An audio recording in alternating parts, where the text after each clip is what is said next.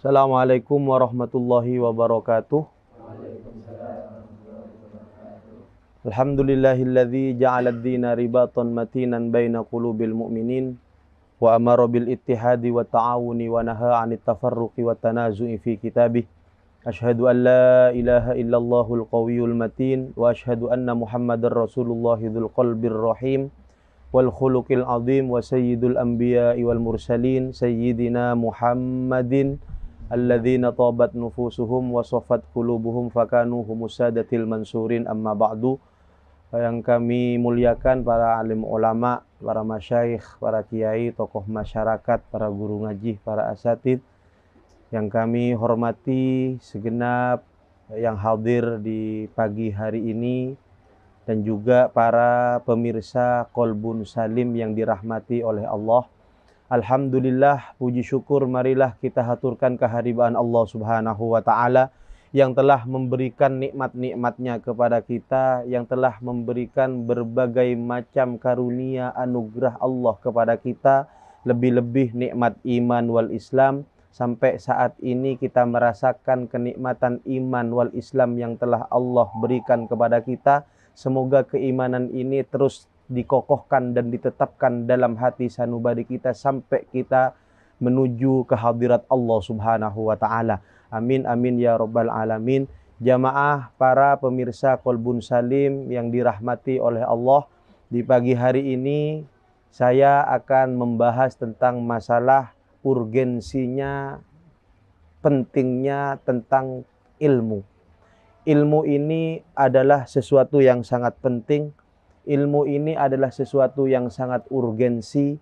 Ilmu ini yang akan membawa pada keberuntungan kita fid dunya wal akhirah. Ilmu ini yang nanti akan menuntun kita akan menjadi orang-orang yang lebih baik lagi, akan menjadi orang-orang yang dihargai lebih-lebih di mata Allah Subhanahu wa ta'ala. Oleh karenanya kita ini saat ini harus memang betul-betul memperhatikan yang namanya tentang sebuah keilmuan.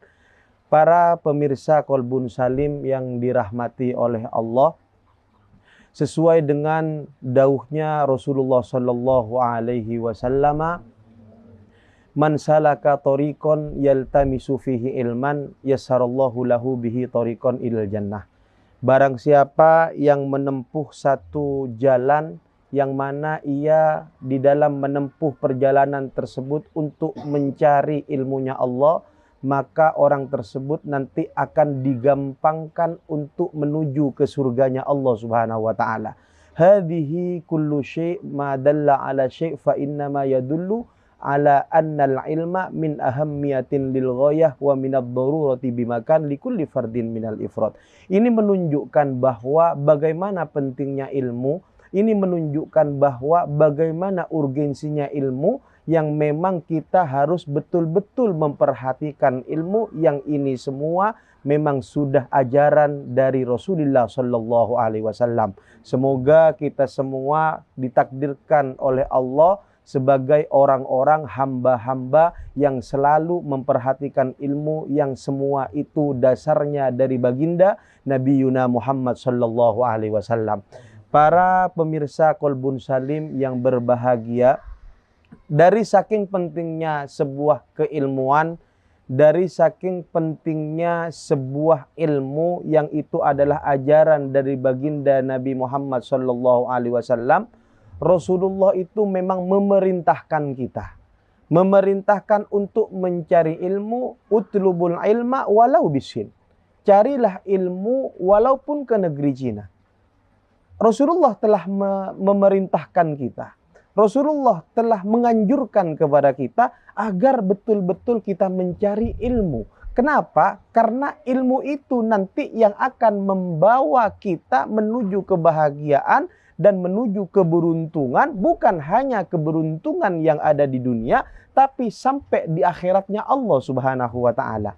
Oleh karenanya kita semua ini saat ini di pagi hari ini bisa hadir di acara Qalbun Salim ini adalah suatu anugerah dari Allah.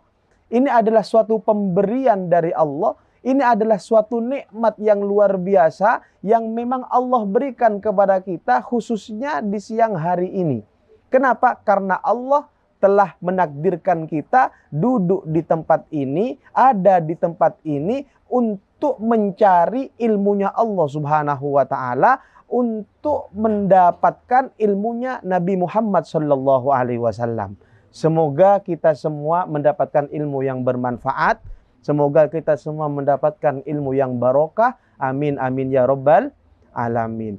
Ada satu kisah yang mana kisah ini juga menunjukkan betapa pentingnya keilmuan yang harus memang bersemayam dalam diri kita.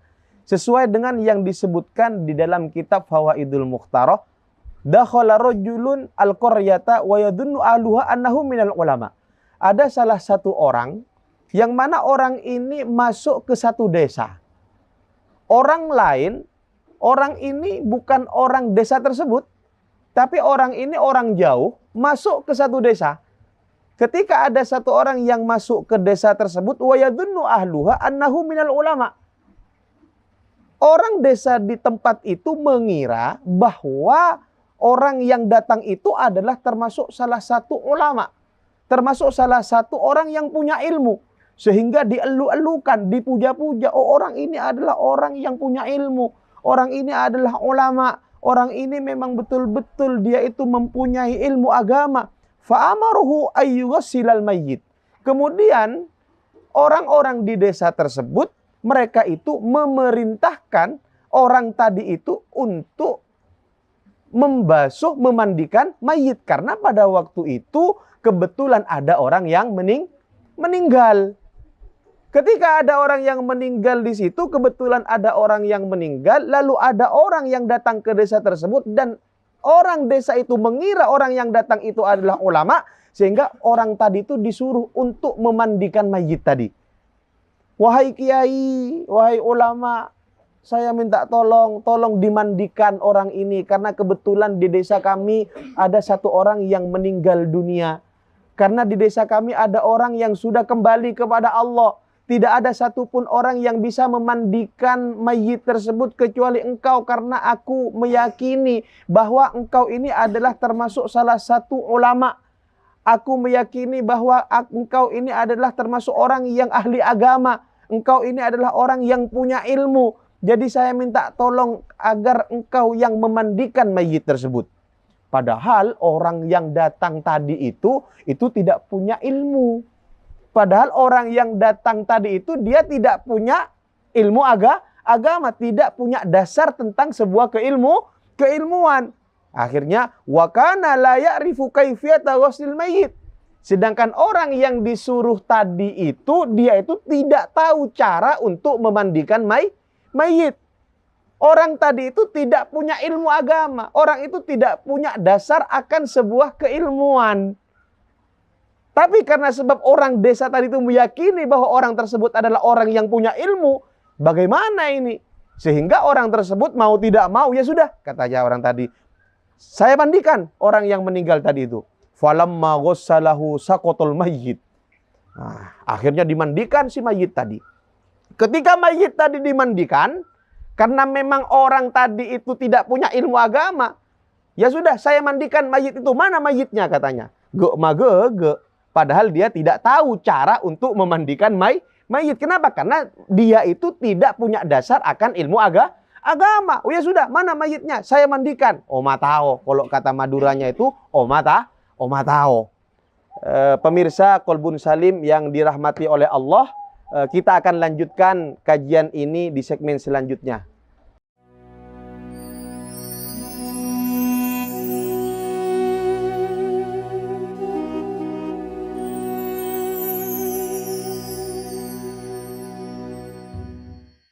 Jamaah pemirsa Kolbun Salim yang berbahagia, yang dirahmati oleh Allah Subhanahu wa taala, kami teruskan pembahasan yang barusan yang telah kami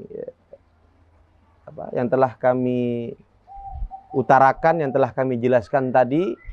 Barusan sudah nyampe tentang masalah bagaimana orang tersebut ini menunjukkan betapa pentingnya tentang sebuah ilmu. Kami teruskan. wa kana la ya'rifu kaifiyata ghuslil mayyit. Jadi caretana gelak ketika ada orang yang datang ke satu desa yang mana orang tersebut memang tidak mempunyai ilmu, orang tersebut tidak punya dasar akan sebuah keilmuan, lalu ahli desa tersebut, orang desa tersebut mengira bahwa orang tersebut adalah orang yang punya ilmu. Akhirnya ngocak, saya orang-orang bisa gelak. Katipun apa ajunan Kak Dinto se mandi mayit karena ajunan Kak Dinto orang se andi ilmu, ajunan Kak Dinto ulama, ajunan Kak Dinto ahli agama. Kak Dinto sobung saya bisa mandi mayit. Teti abdina Kak Dinto sarang cakancah sateja sarang masyarakat Kak Dinto anyona tolong panjenengan Kak Dinto se mandi mayit Kak Dinto. Padahal orang se esoro itu adalah orang yang tidak punya ilmu. Orang yang disuruh tadi itu dia tidak punya ilmu, tidak punya dasar akan sebuah keilmuan. Lalu setelah itu orang gelek gek magege karena lah yang kep abe na andi ilmu sehingga orang tersebut yusulah kemana mayitnya? Mana mayitnya? Mayitnya engkau saya mandi nah. Saya yang memandikan mayit tersebut katanya. Pak tahu mayit ke nikah. Mayitnya dikasih tahu ke orang tersebut. Falamma ghussalahu sakotol mayit. Ketika orang tersebut memandikan mayit tadi yang meninggal dunia itu, sakotol mayit. Kemudian mayitnya itu orang yang meninggal itu yang mau dimandikan keker jatuh. Jatuh kemana? Wadakhola majrul ma. Jatuh dan masuk ke selokan pembuangan air. Hari pas repot. Udah remar ya. Bagaimana ini? Katanya orang gelak jadi ya. Bagaimana ini? Mayit tadi ketika mau dimandikan, ternyata mayit itu jatuh ke selokan air. Bingung. Yang ke ulama gelak, yang dianggap dia punya ilmu, yang dianggap dia tahu tentang ilmu agama, yang ke ulama bingung. Apa mak bingung? Kenapa bingung? Karena mayit yang mau dimandikan tadi jatuh ke selokan air. Wan nasu yantadhirunahu fil kharij. Sedangkan orang-orang waktu itu lagi menunggu orang tersebut yang memandikan mayit. Reng-oreng tek donte anang luar. Orang-orang menunggu di luar. Kemak kiai jera mata mandi mayit ya. Mana kiai itu kok belum selesai memandikan mayit tadi. Macam abid saya biasa nasa kecek tak pakai abid mandi mayit, tapi ketika itu abid saya mandi mayit ya. Bingung orang-orang saya berdeneng luar bingung, orang-orang yang ada di luar bingung menunggu orang tersebut yang lagi dalam keadaan memandikan mayit. Sedangkan mayit keker mah, keker kah? Selokan. Bingung lah. Akhirnya walamma fatahul baba, maka tatkala pintu itu dibuka oleh orang-orang qala lahum khaifan, dan ternyata ketika pintu itu dibuka orang-orang itu tidak melihat mayit tadi. Jadi mayit saya mandi itu ada elang. Mayit yang dimandikan itu ternyata hilang. Mata elang aja dengan la mayit keker keselokan. Boh, itanya akibik masyarakat. Kiai kak dimma mayit kak dinto. Kak dimma orang saya pandi, orang saya artikel tunya saya pandi panjenengan kak dimma. Mana mayitnya kiai? Engkau kan tadi memandikan mayit tersebut, tapi mayitnya kok udah ada ini. Si ulama tadi itu yang dianggap dia punya ilmu, yang dianggap dia ulama karena memang dia tidak tahu cara untuk membasuh mayit, cara untuk memandikan mayit, bingung. Aduh, udah remar ya. Cari mayit telah keker keselokan. Kenapa kiai? Bagaimana ini kiai? Mana mayitnya yang dimandikan oleh panjenengan? Kamu mayitnya nih kah? Panjenengan kan saya mandi. Kia gelak mayitnya nih kah beda? Mungkin mak sobung nih kah? Nah, ini kah para rabu para taretan jamaah pemirsa Kolbun Salim yang berbahagia. Setelah itu lalu dia itu berkata kepada masyarakat, ada bu yang ke ulama gelak, ada bu orang yang dia dianggap punya ilmu agama, dia mengatakan mayyitukum hadza, mayit kalian ini yang saya mandikan ini adalah termasuk waliyun minal aulia, termasuk walina Allah. Termasuk walina Allah cakna. Apa? Karena elang. Elang benih karena sebab apa? Elang karena geger keselokan. Pas ngocah se kiai se ulama se yang kep kiai se yang kep ulama gelak, mayyitukum hadza waliyun minal aulia Wahai orang-orang ahli desa ini, ketahuilah bahwa mayit kalian itu adalah termasuk walinya Allah. Mayit yang saya mandikan ini orang yang meninggal dunia, dan yang saya mandikan ini adalah termasuk orang-orang Allah, orang-orang soleh, walina Allah. Akhodahul malaikatu ilas sama. Malaikat ternyata mengambil mayit tadi, dan mayit tadi diangkat ke langit oleh malaikat. Congoco, cek torok mayit tebeni yang di mana? Ke langit, tapi mayit tebede keker kaselokan. Ini menunjukkan apa? Menunjukkan bahwa penting, ilmu itu penting. Ilmu itu adalah sesuatu yang sangat urgensi pada diri kita. Monsompamana abe bisa mandi mayit, berarti kita itu memang punya ilmu. Tapi monsompamana abe tak di ilmu, maka tak bisa. Kaifiatul mayit, cara untuk memandikan mayit seperti apa? Cara untuk mengkafani seperti apa? Bagaimana cara untuk mengkubur orang yang sudah meninggal dunia? Tidak akan pernah mungkin kita bisa. Apa? Karena abe tak di ilmu. Nah, ini adalah sebuah pelajaran bagi kita pemirsa Kolbun Salim, bahwa ilmu itu adalah penting. Jadi kita memang harus betul-betul memperhatikan ilmu, dan kita itu harus betul-betul mengarahkan anak didik kita, anak-anak kita, putra-putra kita agar mempunyai ilmu, sehingga anak-anak kita menjadi anak-anak yang barokah, menjadi anak-anak yang beruntung dan selamat fid dunya wal akhirah. Para pemirsa Kolbun Salim yang berbahagia, di antara pentingnya ilmu yang memang itu adalah salah satu yang betul-betul harus kita perhatikan, kita juga tidak kalah penting untuk memperhatikan yang namanya akhlak. Akhlak itu sangat penting. Ilmu itu memang harus didasari dengan sebuah akhlak. Kalau seumpamanya kita hanya punya ilmu tapi tidak punya akhlak, maka ilmu itu nanti didasari dengan tidak baiknya akhlak. Tapi kalau seumpamanya kita punya akhlak yang baik, punya adab yang baik, punya budi pekerti yang baik, maka ilmu yang kita dapati itu pastinya akan disertai dengan akhlak yang baik, akan disertai dengan adab yang baik, akan disertai dengan budi pekerti yang baik pula. Kenapa? Karena ilmu dan akhlak itu adalah juz'un lam yatajazza, sesuatu yang tidak bisa dipisahkan. Jadi akhlak dan ilmu itu adalah sama-sama pentingnya. Makanya Sayyid Muhammad bin Alawi Al-Maliki, Sayyid Muhammad bin Abbas bin Alawi bin Abbas Al-Maliki, beliau itu adbu, bagaimana dauhnya beliau? La tata'allamal ilma qabla an tata'allamal adab. Janganlah engkau belajar tentang sebuah keilmuan kalau engkau masih belum yang belajar yang namanya adab, yang namanya akhlak. Jadi adab juga sangat penting. Kalau akhlak kita baik, adab kita baik, budi pekerti kita baik, ilmu yang kita miliki, ilmu yang ada dalam diri kita pasti akan disertai dan didasari dengan akhlak yang baik. Para jamaah pemirsa Kolbun Salim yang berbahagia, semoga kita semua diberi keilmuan oleh Allah, ilmu yang didasari dengan akhlak, ilmu yang didasari dengan budi pekerti yang baik, sehingga ilmu dan akhlak itu nantinya yang akan menuntun kita untuk mendapatkan keberuntungan, bukan hanya keberuntungan di dunia, sampai di akhiratnya Allah Subhanahu wa ta'ala. Pemirsa Kolbun Salim yang dirahmati oleh Allah, kita akan lanjutkan kajian ini di segmen selanjutnya.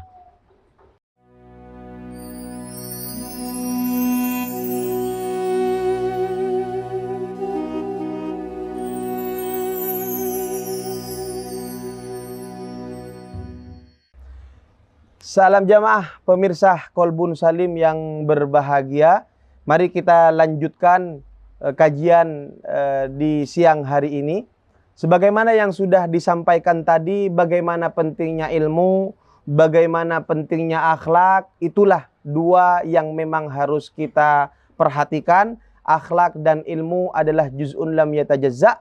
Akhlak dan ilmu adalah sesuatu yang memang tidak mungkin kita bisa memisahkan dua tersebut, karena akhlak dan ilmu itu nanti yang akan mengantarkan kita mendapatkan kebahagiaan bukan hanya di dunia fid dini wad dunya wal akhirah. Semoga kita diberi rezeki oleh Allah berupa ilmu dan akhlak yang baik. Amin amin ya rabbal alamin. Ada juga yang memang harus kita perhatikan.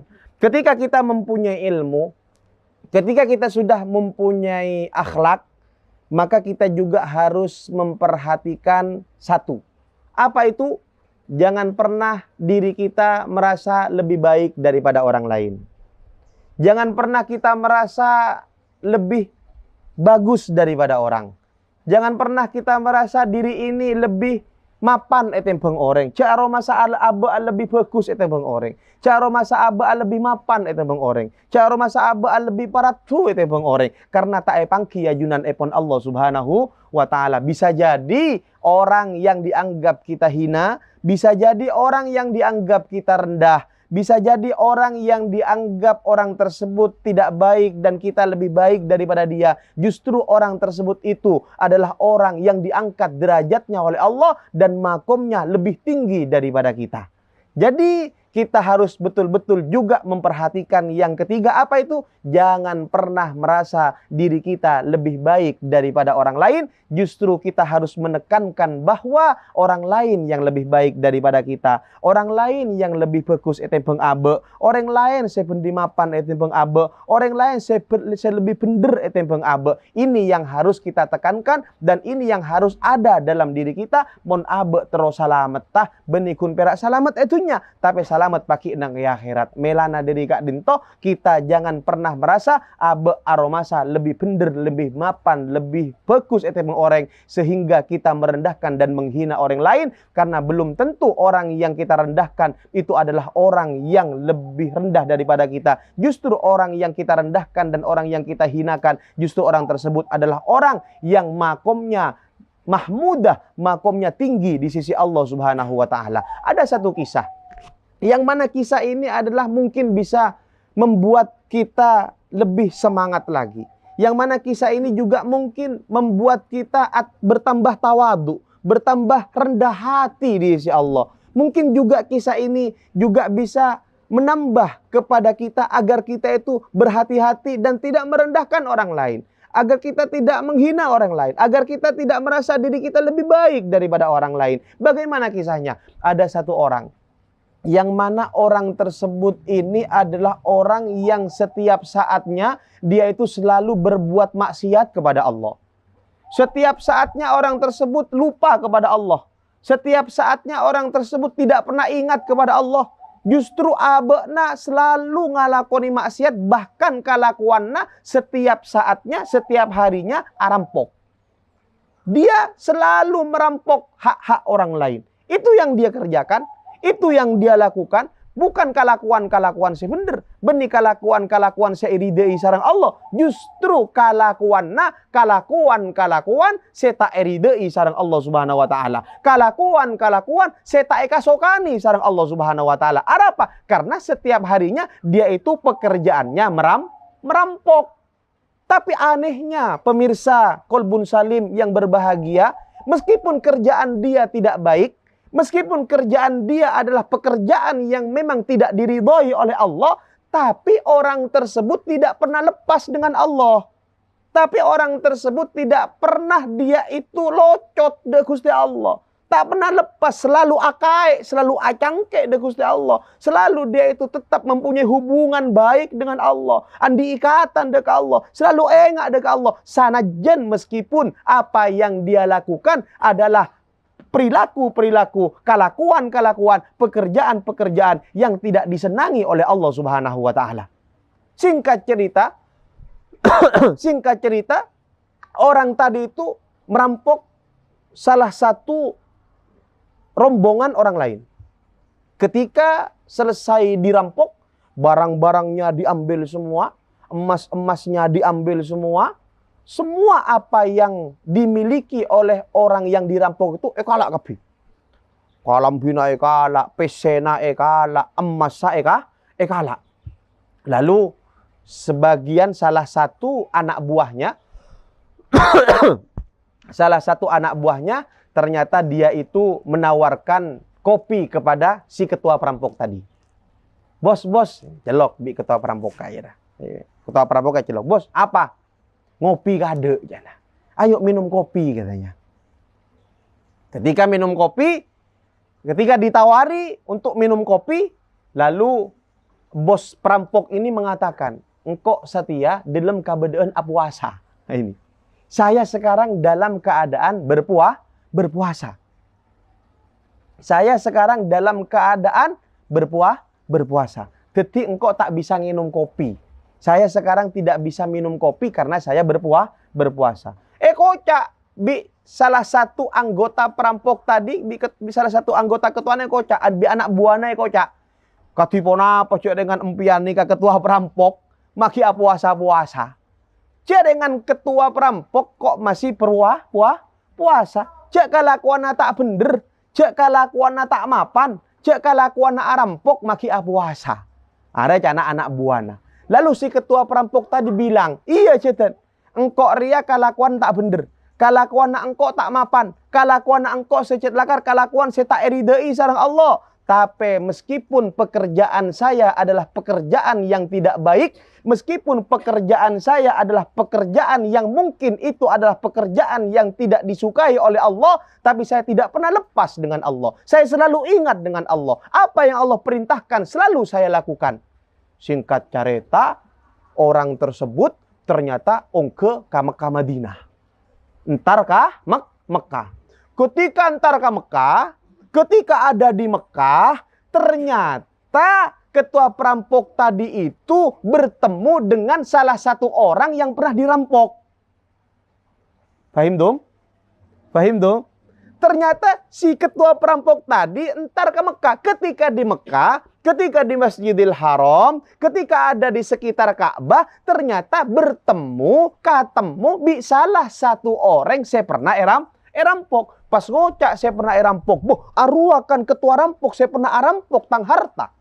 Itu kan ketua rampok yang merampok saya. Barang-barang saya diambil oleh dia. Emas saya diambil oleh dia. Uang saya semuanya diambil oleh dia. Mak bisa orang saya tak bener. Mak bisa orang secet lakar kelakuan tak mapan. Orang secet lakar jauh ke Allah. Mak bisa depak ke Mekah bin Madinah.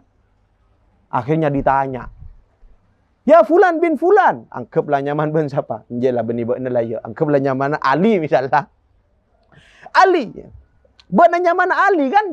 Engki. Saumpama dia. Saumpama. Engki. Empian kan si arompok kau dalam mbak. Kamu yang merampok saya dulu. Kamu yang mengambil harta saya. Kamu yang mengambil barang-barang saya. Kamu yang mengambil apa yang ada dalam diri saya. Emas saya semuanya kamu yang ambil dulu. Ngocak saya ketua rampok kah. Mak enggak orang jida. Mak enggak. Akhirnya perampok tadi bilang, iya memang saya. Katanya. Terus tanya aki balik. Mak bisa. Cek kelakuan abang tak bener. Pekerjaan kamu adalah pekerjaan yang tidak baik. Tapi kenapa kamu itu bisa nyampe ke Mekah? Pekerjaan kamu adalah pekerjaan yang tidak baik. Tapi mak bisa. Kamu itu benar ya depak kata nasoceh. Apa yang membuat kamu mendapatkan hidayah dari Allah? Apa yang membuat kamu mendapatkan pertolongan ma'unah dari Allah Subhanahu wa ta'ala? Lalu si ketua rampok tadi mengatakan, iya memang pekerjaan saya tidak baik. Pekerjaan saya memang pekerjaan yang tidak diridhai oleh Allah. Tapi meskipun pekerjaan saya tidak baik, saya tidak pernah lepas dengan Allah. Saya tidak pernah diri saya ini locot dengan Allah Subhanahu wa ta'ala. Saya selalu ingat kepada Allah Subhanahu wa ta'ala. Pemirsa Kolbun Salim yang berbahagia, mungkin kita lanjutkan kajian ini di segmen selanjutnya.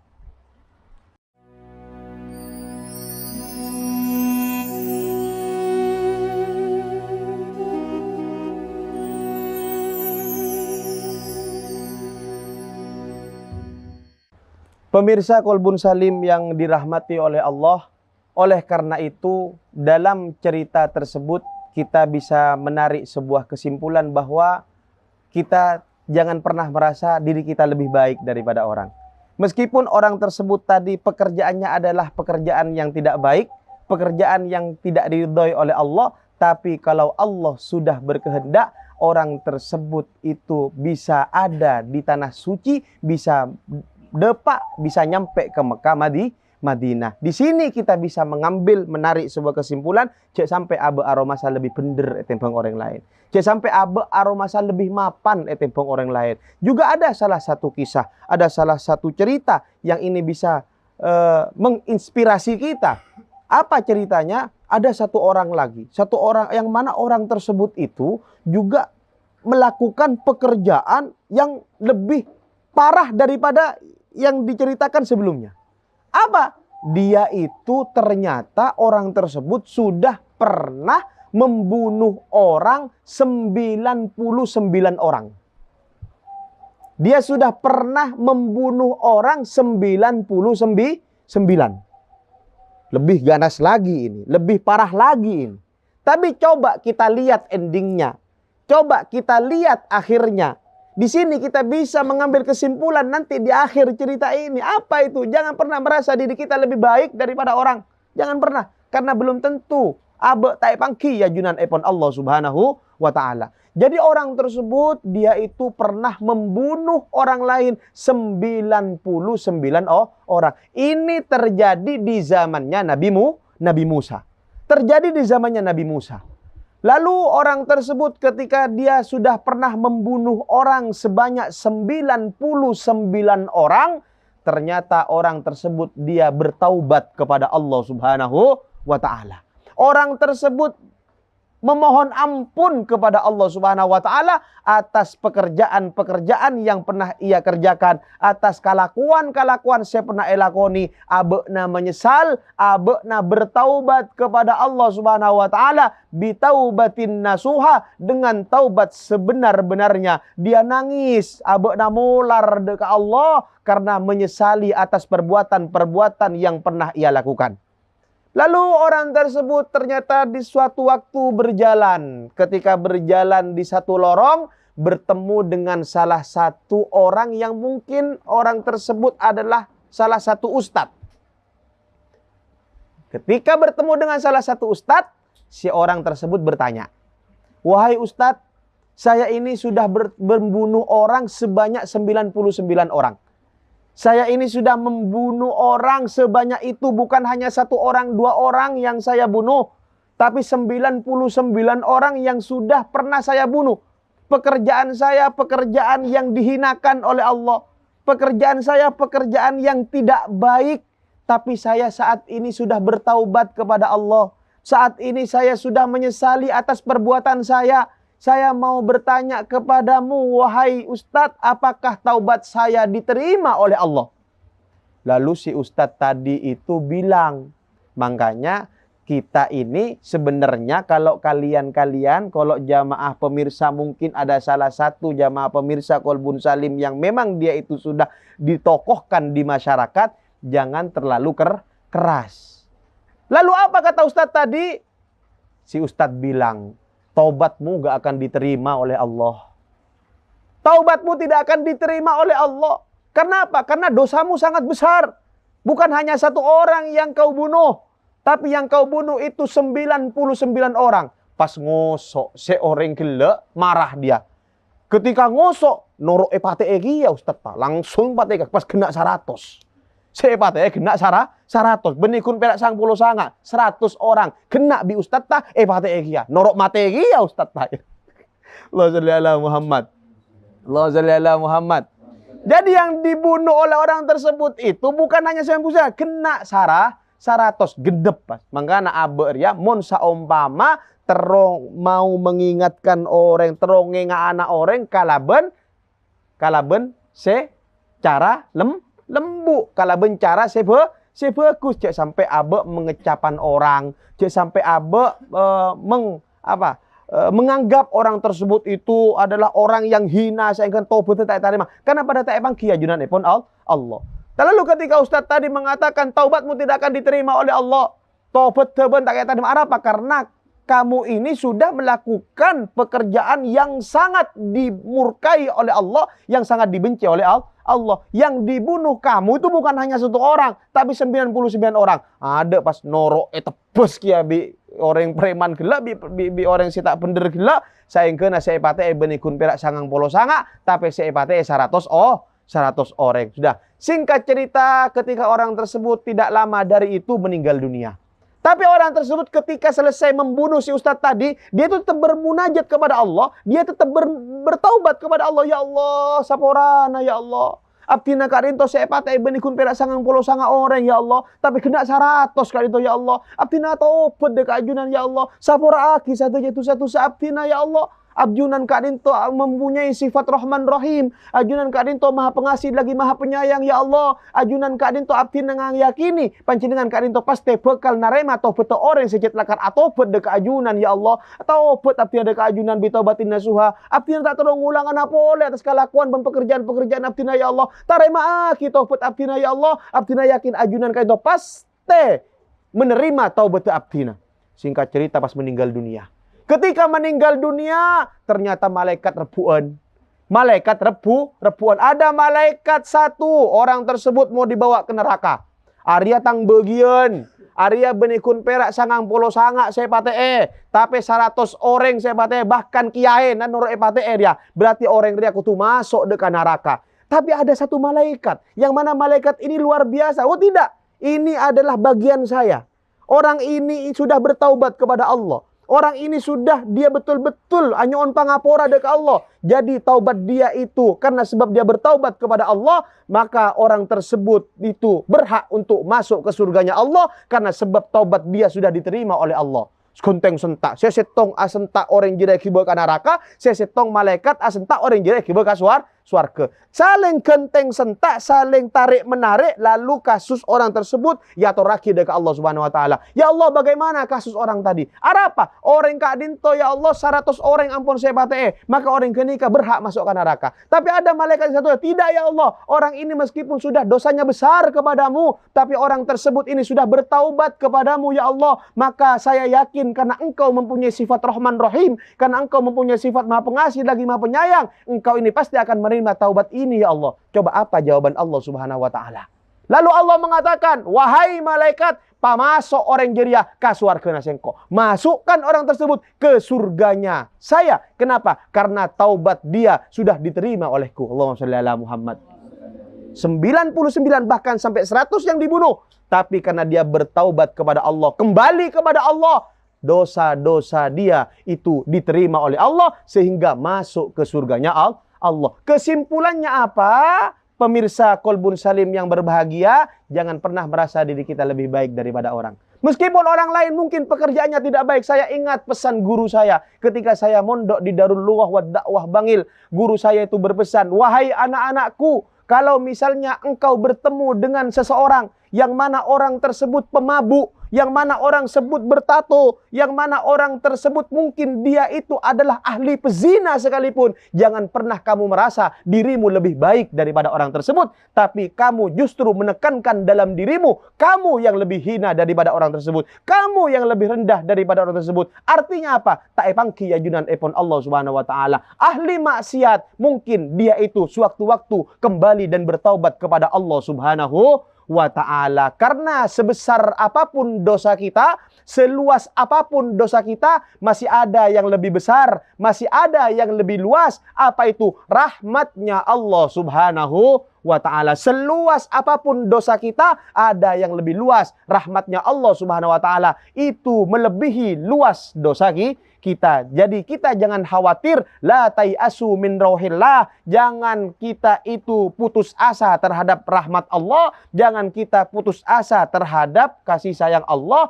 dan jangan kita putus asa bahwa Allah Maha Pengampun lagi Maha Penyayang. Pemirsa Kolbun Salim, tak terasa waktu sudah begitu cepat. Kita sudahi kajian ini, sampai berjumpa di episode Kolbun Salim selanjutnya. Wabillahi taufiq wal hidayah. Assalamualaikum warahmatullahi wabarakatuh.